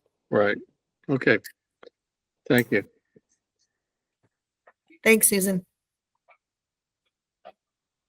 And the other thing that has disturbed me for years now is that the highway department seems to get short shrift every year on their budget, and Yep. we don't have enough help there. We really need to have a little bit more of a robust department there, especially for one reason, that I almost was killed by a dead tree falling. And these are dead trees that are along the town right away. And nobody's paying attention to these things because they don't have any manpower. And it's just going to wait until somebody gets killed. But you drive around, especially down here, either the electric company, the telephone company, or the town cut all these trees off at about 30 or 40 feet up because they were dying or dead. And they've left these 30 or 40 foot trunks up there, and they're falling and they're rotting, and they're big. I mean, you can't move them yourself if they fall. And this is what totaled my car on a not windy day. And that's not the only reason that the highway department needs more help, but they don't have enough help to do what they're supposed to do. And they don't have a good spokesman to stick up for it, but they really need it. They do. You know, I don't want to say in defense, because it's certainly not as in defense. They have had their positions funded, and it seems to be a salary issue. They have had 2 positions that have gone vacant, that have been funded. I think this year's budget, I may be wrong, I think one of those positions now has been eliminated, and it's a collective bargaining issue. Well, let's not talk about the highway department Right, budget okay, tonight. yeah, that's right, because it's not part of our agenda. I'm Right, sorry, we cannot It's not talk part about of our it. So, agenda tonight. I bring it up every year, Jim, that I feel that they're severely underfunded, but yeah, we can't talk about that. Right. Okay. It's Okay, not on the thank you. agenda. All right. Any other questions before we let you both enjoy your evening? All right. Well, thank you both for your patience and Okay. thank you so much. Okay, Alright, We'll, thank you. we'll see you again soon. All right. Thank you. Thank you. All right. So that is our 4 budgets for tonight. That is our first item on the agenda. Okay. Our next item on the agenda we had talked about the finance committee requesting a joint meeting with the select board and the school committee to discuss various items, particularly the budget, but we put an item on our agenda to discuss what we would like to have proposed topics for said meeting that we will request. So does anybody have some topics that we want to talk about? Certainly the fiscal 26 budget remains high on that agenda. Well, I think you mentioned one of them earlier, Karen. I believe it was you that mentioned, economies of scale. Are there any areas where the town and the school can mutually benefit from each other's resources? Off the top of my head, I'm not saying that there are, but perhaps that's a topic that could be explored a little bit more. I know that one area is the area of HR, for example, would be, the town side does not have a dedicated HR person. I believe the school side does. Are there areas that the town could benefit? I don't know. I'm not saying there are, but perhaps that's one item that could be potentially discussed. Great, thank you. I think the agenda item would be the fiscal 26 budget as a whole. Then we Right. can certainly talk about any specific question on that. I'd love to get an update from the select board as well, really getting our 5-year operating plan. So, last year a 5-year plan was done.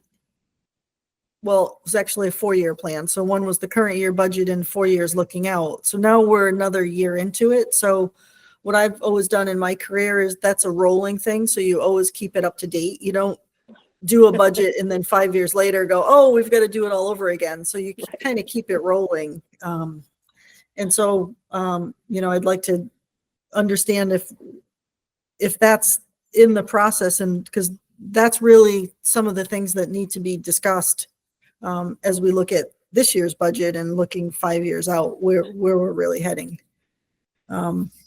So I would propose the 5-year operating plan again. And if you'll recall, we blew that plan last year. Yeah, we already, exactly.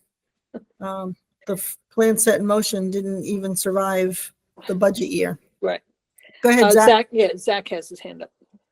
Yeah, I'm just thinking back to last year and a couple of the other conversations. And isn't one of the challenges with the school budget when it comes to forecasting, understanding what's going to be mandated by them or for them as it relates to special needs or transportation?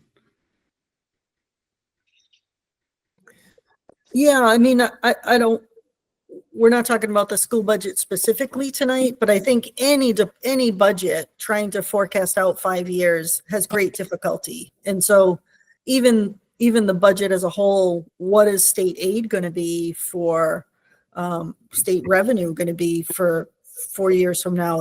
You're making some estimates based on historical trends, and you would, the concept is you'd continue that unless you know something different. So there's certain assumptions that you're making in a 5-year plan. Certainly the school is going to have an absolute tremendous set of specific difficulties for their budget. in particular, but there's also on the same side, other issues with other department budgets as well in the revenue. So it's meant to be, just a look ahead. It's not an etched in stone kind of thing. It's just meant to, where are we trending? And I think we know where we're trending. So it's really understanding that on paper and trying to start to make accommodations for it.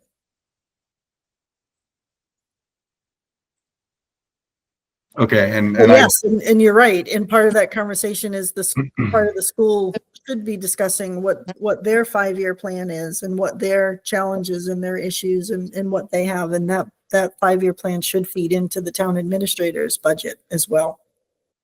And I just say that because I feel like for some of the, the budgets that are more challenging to forecast like that, to kind of set aside some type of a contingency to separate what, you do know has to be in the budget and then what's out of your control, to try to understand that, and maybe be conservative so to help with, that future projection. Yeah. Go ahead, Gary.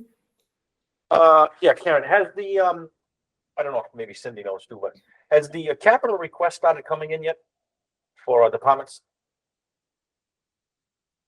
For CIPC? Yeah, Al is the new representative for Okay, Al. Finance Committee representative, and yes, they have had meetings, and those meetings are online. Yeah, and Gary, very, very quickly, we had I'm new to the group, and we had an early meeting, and they haven't come in just yet, but they're coming in rapidly and soon. So, we're going to have a fairly, robust, if you will, discussion at the next meeting. Yeah, because I saw the last meeting and I guess free cash has been certified. It was what they said, quicker than ever. And it looked like it's a pretty substantial amount, 3 million plus. Yeah. So Yeah.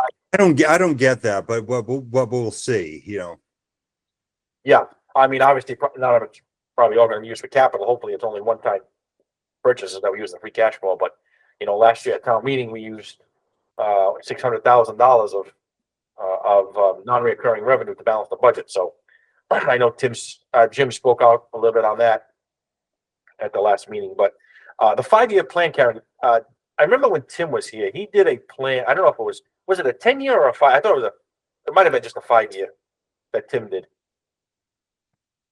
Well, Jim Hartnett last year did a 5-year operating plan and a 5-year capital plan last year. Oh, he did do a 5-year capital plan. Okay. Yep. So we're going to get we're going to get that same information from. I think we should request that to be continued to be updated and rolled forward. So, Yeah. And I don't know if it has or hasn't been, or if Jim's presenting that soon to the select board, but I think I'd like to see that updated. And as you just mentioned, Gary, another item I think is really a free cash policy. So last year, Jim made a proposal of a way that to kind of get a little consistent with free cash. And nothing, the policy or guidelines were never voted on, but he's got some proposed guidance again, where a certain amount of free cash could be used in the operating budget. A certain amount would go into a stabilization account. A certain amount could be used for capital. So we should really revisit that and determine if we want to kind of write that into kind of policy and kind of hold ourselves a little bit accountable to that. Don't we have our own financial policies, the finance committee? No, I thought we did. If we did, show me where it is. Because I don't know. I thought we did at one time. It might be old. I mean, but I think that maybe should be part of the finance committee's policy. Also, maybe we amend or addendum the policy that we have in place to make that a point that the finance committee stands behind X amount of dollars, if any, being used for the budget free cash. Because if I remember last year, the budget for the schools was a declining commitment. did that ever get voted? I thought that they voted on that. The select board voted on that, and I don't really know where that went from there.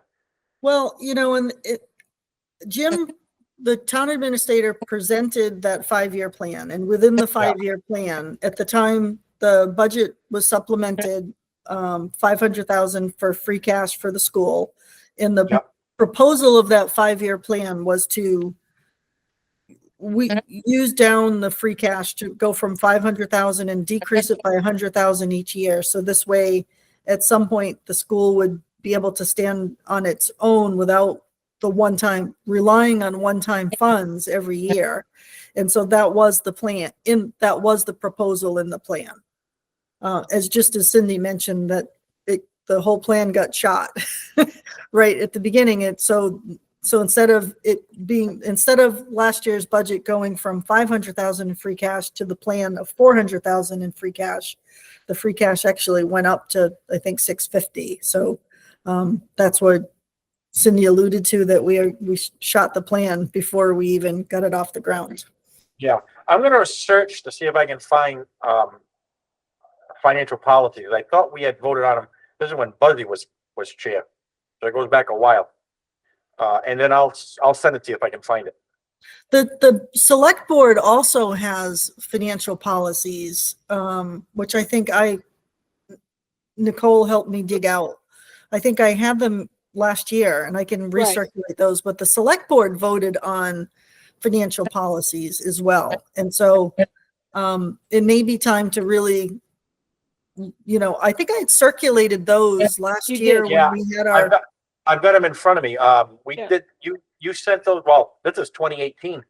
Right. I think overall financial policy that talks about the proposed balanced budget, budgetary proposals, procedures, free cash. So we do have something. Right. Unfortunately, town meeting takes makes its own mind up too. I mean, regardless of how we propose, the allocation of such, even last year, those numbers were changed at town meeting, by vote of the members present. So regardless of what we may think is the right policy, it seems to get changed. So yeah, I agree to a certain point on that, Cindy, but I think that over, let's say 5 years, let's say we look at a 5-year trend and we stick to the financial policy of the town, the financial policy that the town's adopted. We go to town meeting every single one of those years and say, these are obviously any policy can be amended. This is not law. But if we're consistent in saying that, no, the town does not use one-time revenues for operating expenses, then I think we have more teeth in it. But if we're going to town meeting every year, you're right, willy-nilly, and town meeting is doing this and that, there's really no substance to enforcing a policy, Right. I agree and support that, Gary. I think, Finance Committee's responsibility, as well as the select board, this is what the committees feel is the most fiscal responsible. Why adopt the policy in the first place? Right. That's the policy, and that's the guidance that's presented to the voters at town meeting, that it's their will to change it, but it's our responsibility to make recommendations to what the town believes is fiscally responsible. Yep, I agree.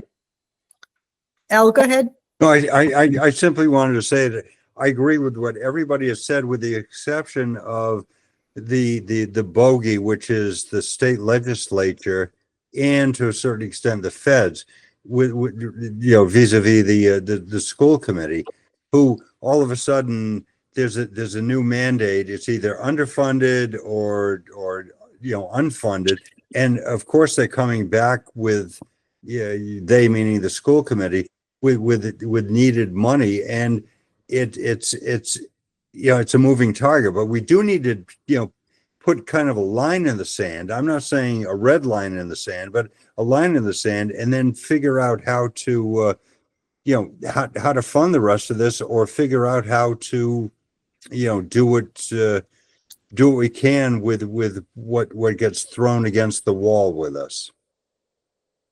And that becomes more and more and more of a challenge. right? So our conversation tonight isn't to really have It the is not about the conversation, right? school committee, It's right? it's to what agenda items do we want to put on the list for a proposed meeting, so then we can discuss that with the select board. So I've got the fiscal 26 budget, a 5-year operating plan, a 5-year capital plan, free cash policy or guidelines. Are there other topics that we want to put on the agenda so we can then talk with the select board and school committee? Zach?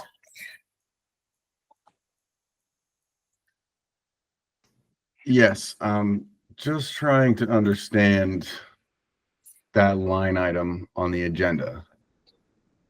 Because it says discuss finance committee to request a joint meeting with the select board and school committee. Discussion of proposed topics for the agenda. So I'm just confused how we can't talk about the school agenda if it's gonna be a topic of the meeting, because I just want to make sure I'm understanding the purpose of that, combination meeting there. Right, sure. So what we talked about was we want to have a meeting with the select board and the school committee, right? And so what we said was, well, what do we want? Do we want that meeting to consist of, right? So what are our topics that we're going to propose for that agenda? And so that's what we're talking about tonight. So we're not actually talking about the topics as a discussion, but we're talking, what do we want to have it as a discussion item at that meeting that we're going to schedule? So we're not talking about the school budget. We're not talking about free cash. We're trying to come up with what agenda items are to talk about at a future meeting. Because we didn't post on our agenda that we would be talking extensively about free cash and all of those things. So we can't be talking about the specifics of those sort of things because that's not posted on our agenda. Okay, and I understand. I just wanted to make sure I'm not going to bring up Yeah. something and then feel like I'm limited to what I say. No, But you can it's like- raise a topic and then you can discuss why we want to discuss it, and then we can determine if we want to, but it's not a full discussion to talk about any topic we choose to talk about Right, tonight. and that's what I Yeah. mean. Like, Yeah. an Yeah. agenda item is Thank you for clarifying that. So, is somewhat bulleted, but you've got to explain the reason why you want Right. to bring up that agenda item. So I exactly. just didn't know how too far to go. Yes. So if you have something else, feel free to raise that. Yeah, that's kind of the question I had. That's not really open-ended. You really have kind of some kind of guidance, I guess. What were the topics we have already, Karen? So the fiscal Yeah. 26 budget, the 5-year operating plan, the 5-year capital plan, and free cash policy or guidelines. Okay. And this is all leading into the conversation with the schools. And the select board, yes. Yeah, and is it okay? Sorry, Yes. Gary, I didn't mean to cut you off there. Oh, no. No, I just think that if we don't stay objective, it's very easy for the limited time we have together to just get lost, right? So to come up with an objective discussion, it takes a little bit of narrowing down, like what is the question? What is the quantifiable piece? I think I brought up the contingency earlier because I definitely remember at the meeting, the joint meeting last year with the select board, we were kind of discussing what's worst case scenario. We have X amount of free cash allotted, and that was kind of the plan we discussed. And what's the worst case scenario if that, if whatever circumstance doesn't allot that to be enough, which was the case. And then it seemed like it kind of, we were caught a little bit by surprise with, the way that it all turned out. So I guess, like, to me, one of the ideas is if we can separate the things that we can't control and keep the things we can control in each budget, then we can kind of say, okay, like, we almost need to separate that in order to be able to say what happens worst case scenario and kind of come up with plan A, B, and C. So I think we're more synchronized with the select board and the school committee. And like one of the options when it came to worst case scenario last year we discussed was a position cut. You know, none of us want to see that, but is that even possible? Am I rambling, or is that No, some no, of that no, making that's- sense? It does make sense, and I think it falls within the fiscal 26 budget agenda. So by the time we have this meeting, hopefully sometime mid-January, if we can schedule it, there should be some numbers coming from the state, so there should be some indication of what our balancing challenges would be. And then we should be looking at, okay, well, what are the scenarios? What do we do? What's option one? What's option two? What's option three? So you're right in line. But I think it does fall within the fiscal 26 budget agenda item. Yeah, the MMA conference is third week in January, and the governor usually announces what her idea would be for the budget. So that'll be a good sense of what's going to filter down to the cities and towns. But I think, Karen, a lot too is when we go into these joint meetings with the select board, my feeling is we give a lot of guidance to them. Like we give a lot of guidance to the select board on the finances as we should. But you know, we should also be getting guidance from them as the policy makers of the town. You know, I feel that we give them some really good information, but at the same time, are they willing to go out there and now it's like at the last minute change things around or not support the budget at town meeting that's been proposed by the finance committee? And I think that's happened a lot, more so than ever. So I think the question to them at this meeting would be, this is what our proposals are.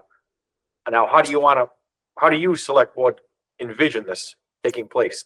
Or are you going to just, I don't want to say pull the rug from under us and say, oh, by the way, at town meeting, we're going to go and support a $600,000 hit in the free cash. And I think that's the question I would ask. Because like we talked before, we can only support this for so long. And, you know, last year I was against doing this whole downgrade of the free cash to them because in year whatever are we expecting that inflation is not going to be there anymore? I mean, it just to me didn't make sense, but I don't know.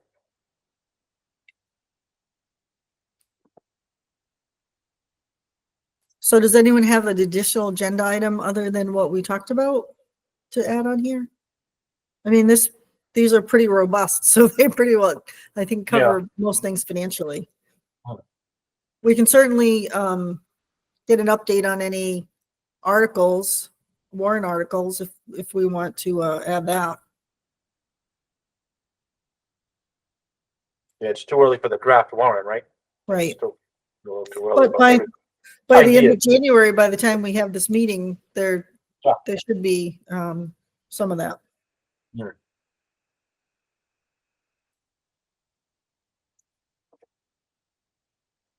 Anything else, Dad? I think that's It's a lot, yeah. okay. Well, we certainly, I'll reach out to the school committee and the select board with our topics. We certainly don't have to post the meeting until, a few days before we hold it. So we have plenty of time to modify if we have additional items that come up. So this is kind of just a starting point for what we're looking to initially discuss. So we're not going to go post the agenda tomorrow, so we've got time. Okay. Moving on. The third item on our agenda was discussion if there's any committee or liaison updates to provide. Does anybody have anything of interest? I guess I just have something from the long-term building committee. We met a couple of weeks ago, I guess maybe 2 weeks ago. I don't think it was last week, to recommend a firm that's going to be appointed hopefully at the next select board meeting that is going to do a townwide survey of the buildings, the buildings that are in use by the town, the space allocations that are being used in those various buildings. This is limited. This does not include the currently active school buildings, but it includes the former high school, the town hall, the council on aging building, the town annex, and I believe the highway shed, which is included in the town hall property, to look at, what's going on with the maintenance of those buildings as far as what kind of costs are going to be associated going forward with those buildings. Are they, past their prime, which in many cases they are. But an independent authority, this is a firm that does this as a matter of course. This is really what they do. They advise various municipalities on this very type of process of going through and assessing buildings and determining the code issues that we're facing in any event of what would have to be addressed in any of the buildings that we have if there's any kind of change of use of them. So an RFP was put out a couple of months ago. There were 2 replies that came back, both of them similarly priced. The 2 firms were both quite competent. The board did recommend one firm over the other, but it's up to the select board to determine that, and that should be at the next meeting. So hopefully we'll be going forward. I do not believe there will be any action taken at this coming town meeting in the spring regarding that. Their report would have probably just been completed by then, with very little time to address what it really means to digest it anyway. So we'll see what happens, but that's what's going on in the long-term building committee. Thanks, Cindy. I have a question on that. So why would the proposal exclude looking at the school buildings? Because that's like an important element to our overall dollars, the overall needs of the town, the potential costs that the town would need to incur for other buildings as well. And in particular, if you're looking at an old high school that used to be a school, that there's been discussion, should it be a school again? Should it be this? Should it be that? Why wouldn't you also look at the schools to determine, are they maxing out? So then might the school need the old school as a school? And well, so I mean, there are other key issues pieces? involved with that versus there are other issues involved with that versus assessing, a town, a town department use is not going to grow exponentially. I mean, so there you're talking demographics, and there you're talking a different dynamic of potential growth. And the $100,000 or so that was allocated to this would certainly not go far enough to include a 10-year plan as to what the school growth potentially could be. I mean, we're not talking about whether or not we need to build a new school, and it's never been on the table whether or not that existing high school was ever going to really be used for educational purposes again. It wasn't fit to be used for educational purposes when they left, and I don't think it's ever been addressed that let's save it to use it. People have brought it up, but it's never been an actual option that, well, maybe we'll want to use it as a school again. Maybe for some school functions, but never as a school. That's never been one of the options that Right. So I guess my I question. mean, it's still 166,000 square feet. You would never use it exclusively as a school. Right. I guess, so question number, I guess to me, it feels like that's an important piece of the overall financial questions, because if you take the old high school and then it gets repurposed for whatever reason, for town offices or whatever, or it gets demolished or whatever the decision gets made, And then that gets done. There's a cost to that no matter what happens. And then now the school says, oh, well, we need more capacity, right? Now the town spent money maybe to turn the school into town offices and spend whatever, 30, 50, who knows how much money. And then now the school says, oh, well, we have needs too.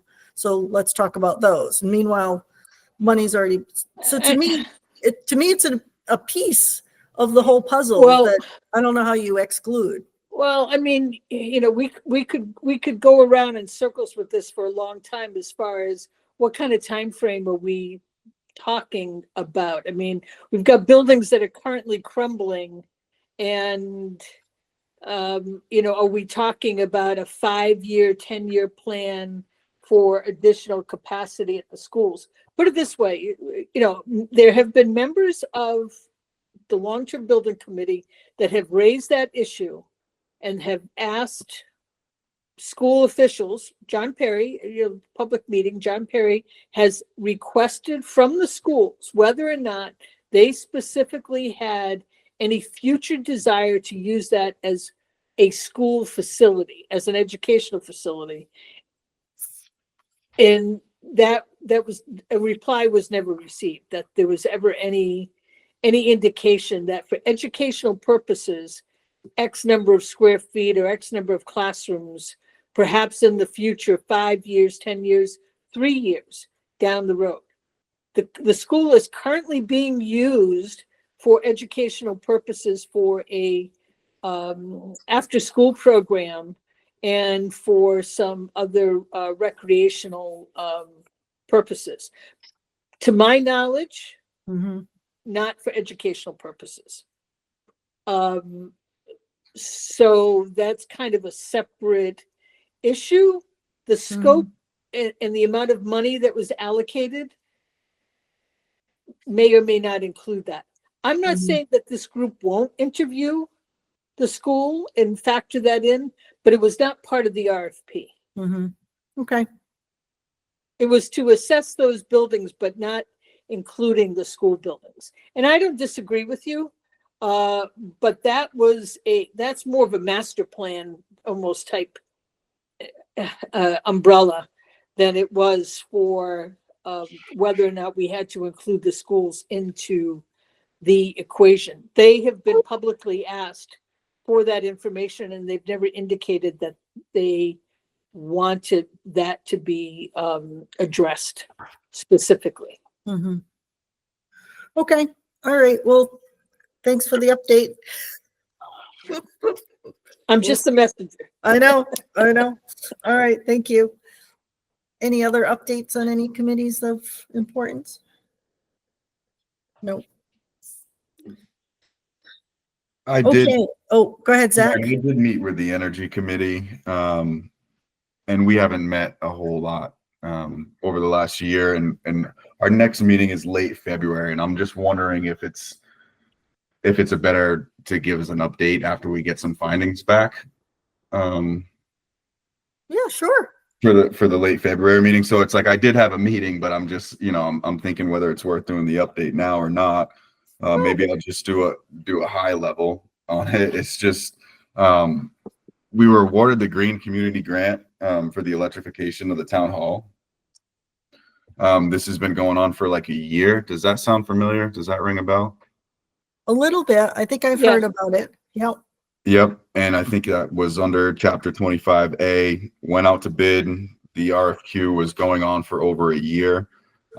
We have chosen an engineering firm, B2Q Associates. And basically, my understanding is it's to upgrade in a large portion the HVAC in the town hall. They would be required to drill through the floor. I guess some of the tile, there's some. So a contract really hasn't been signed yet, and it's been a long ongoing process. It's not until we get the testing back that we understand kind of the gravity of what we have there. And that's why I was just saying, wait till late February to give the ultimate update. Sure thing. Well, congratulations on the award for the grant. So that's terrific. Yeah, absolutely. Yeah. I think the project cost is around 300K. Do you see it being an article at town meeting in May? Do you I'm know? not sure. Not sure. Okay, well, you can let us know. We'll know soon enough.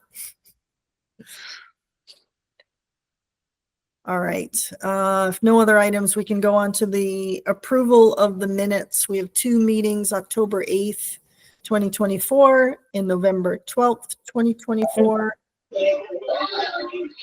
Are we okay to make a motion to recommend approval on those? So moved. Second, Thank you. Okay. Any discussion on any of those? All right, I'll do the October 8th one first. So Al, aye. Cindy, Aye, Cindy Brown. Gary, Yeah. Zach, Zach LeBrew, aye. Duncan, Karen Rouse, aye. Aye. Thank you. And they'll take the next minutes of November 12th. So motion, please. Oh, so moved. Thank you. Second. Thank you. Any discussion on those? No. Roll call. Al, Al Lees, aye. Cindy, Cindy Brown, aye. Gary, Abstain? thank you. Zach, Zach LeBrew, aye. Duncan, Duncan Law, aye. Karen Rouse, aye. Thank you. Okay, so we are wrapping up here. So I just want to go over on the agenda that got posted tonight.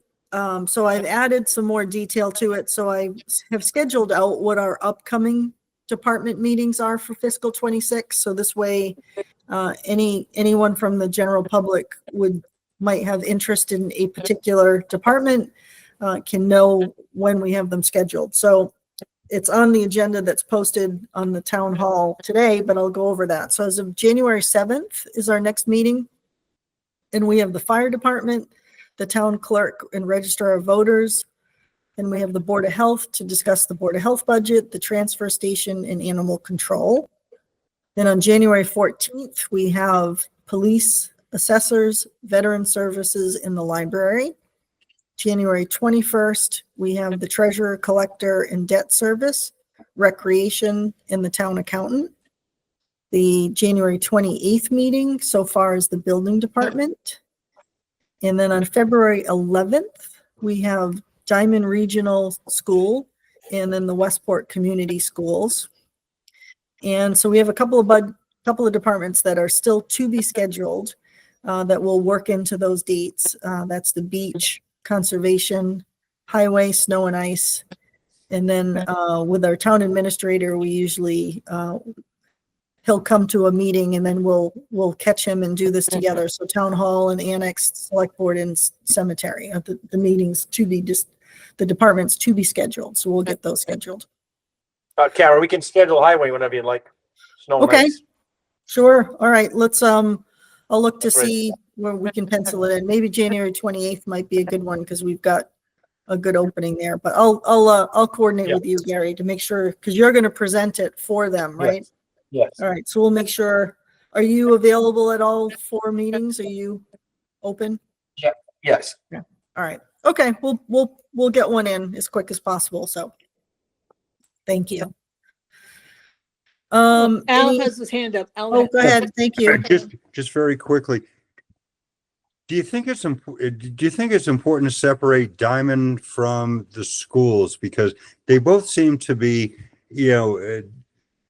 not controversial by any means, but a long-term discussion. And I'm just suggesting that we may want to split those up into 2 separate meetings, not because of where they are, but it's just the length of the time of the 2 that we may need. Only a thought, and I'll leave it at that. Yeah, no, it's a very good thought. I think the Diamond had suggested they like an in-person meeting, and we were going to try to do an in-person with the Westport Community Schools. Okay. Since we were going to be in person, maybe do together, but it's a good point you raise. We have the option of starting the meeting instead of 6:30, we could start it at 6 and then move into a meeting. or we can ask Diamond for their present, they have a half an hour for the presentation and we try to Fine. hold it to that. But Whatever you good want. point. I was Yeah. just thinking that they're both robust in the meeting. So I just Yeah. didn't know whether it was a good idea to, throw both of them at the same time. That's all. Yeah. And we can certainly move Diamond out into later in February because again, Diamond, the number is what it is. There's no opportunity for cuts or changes to the budget. So it's more important for us to get through our budgets that can be impacted, where the Diamond is a, information only kind of budget. So that can even be pushed to the end of February without an issue.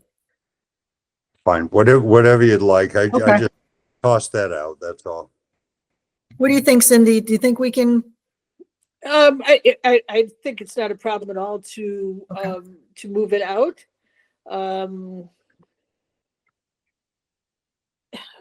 It would be nice to devote our whole meeting to the local school budget. As you said, they're really it's really informational only from Diamond's side. So there's not much really. It's really for us to get a better understanding as to how their budget process works.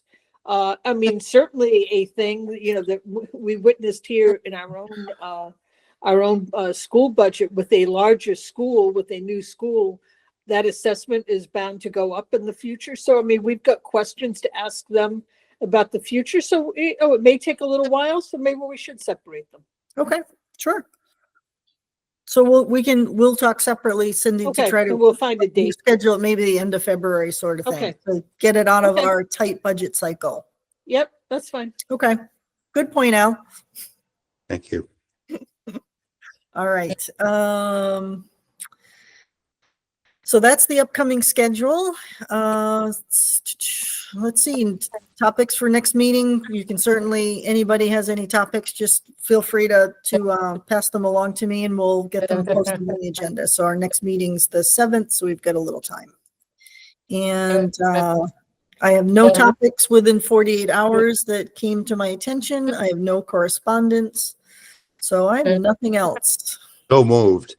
As a matter of just information, I received from Paula Brown today, and I would think that almost everyone had as well. If you haven't, you should reach out. There's an update on the open meeting law, compliance with the open meeting law. So I received an email from her with information to that in that respect, and I would think that it was meant for all committee members, not chairs, not, it was just for committee members in general. I didn't see that come through. Okay, didn't so see it either. I'm just Yeah. going to tell you what the subject is, and let me just look this up 1 second. Open meeting law materials. Well, she sent it out to 32 people. I've attached new training memos from the Division of Open Government relating to the open meeting law. So I will forward this to everyone here. I'm looking at this list and it's like either here or there as to why there are some people on this list and others are not. So I will send it out. And well, I will check with her and see why some people received this and others did not. Because it's quite lengthy. Definitely send it to our email address so we can all Okay. have it. So Yep. we- Okay. it's certainly pertinent to all of us. Yeah, absolutely. All right. So thank you for that, Cindy, because I did not get that email that I Your, could see. your name is not on the list. Don't Right. ask me why. I don't know why. That's Okay. what I'm saying. I see people on here that I can't imagine why they're on this list and other people that I don't know why they're not. Okay. All right. Thank you so much. So I think we have a motion to adjourn. Was there a second? Second. Second. Second. Super. Okay. I will do a roll call. Al, Al Lee is I. Cindy, Cindy Brown, aye. Gary, Yes. Zach, Zach LeBrew, aye. Duncan, Duncan Law, aye. and Karen Rouse, aye. Thank you very much. Have a Thank you. Happy holidays. January. Yeah, Merry Christmas.